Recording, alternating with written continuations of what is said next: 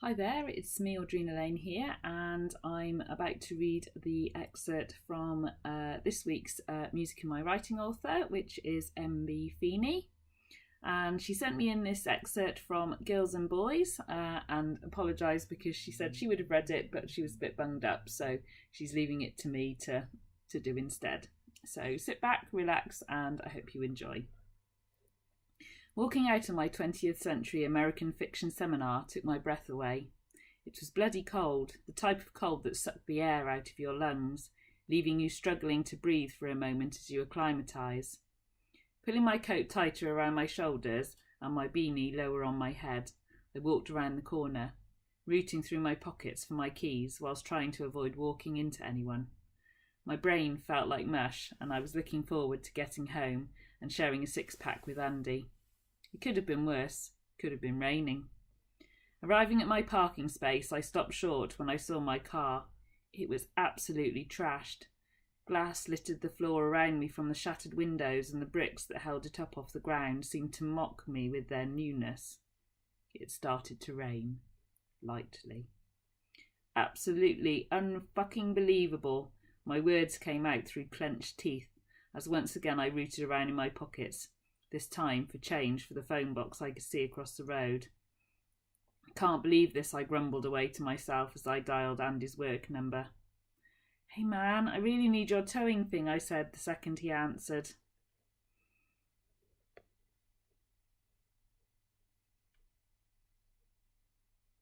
It's called a frame, you idiot, and what bit fell off this time, mate? Andy was laughing at me. He always laughed at me in my car, taking the piss when bits happened to fall off her. Nothing fell off, you prick. Somebody killed my car. They actually killed her.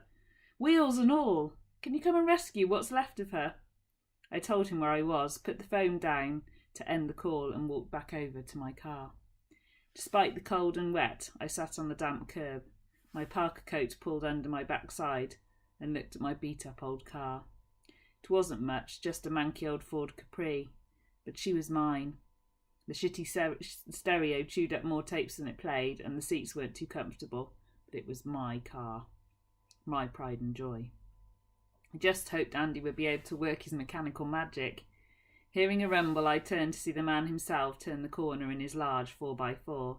It was just as old as my car, but built like a damn tank. Fucking hell, Jack, that car has been well and truly violated, mate. I feel for you. Clapped his hand down onto my shoulder. I cringed as pain radiated across my back. Andy was enormous, both in height and build. I was considered tall at 6'1", but he dwarfed me. His work as a mechanic, coupled with his gym sessions, created muscles out of his muscles, something he was quick to use to his advantage when chatting up the ladies, which was one of his favourite pastimes. Coupled with his dark hair, olive skin and brown eyes, all the girls fell at his feet. Some even came back for seconds. Will you be able?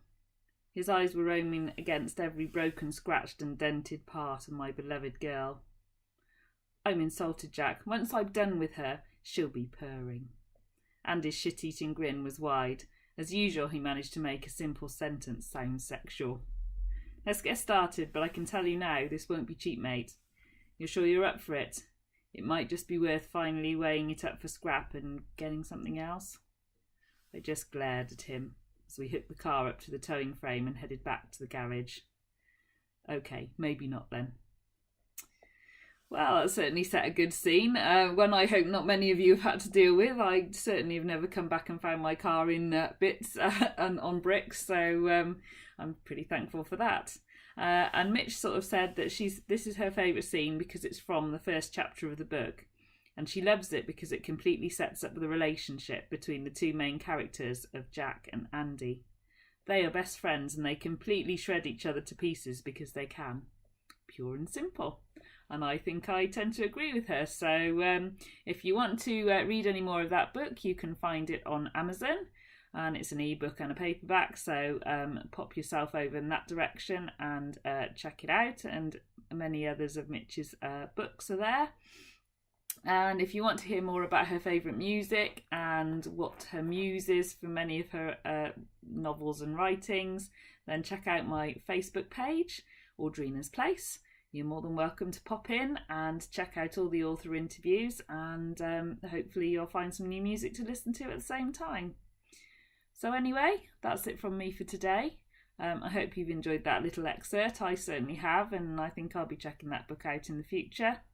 Anyway, take care for now, and I shall see you again soon. Bye.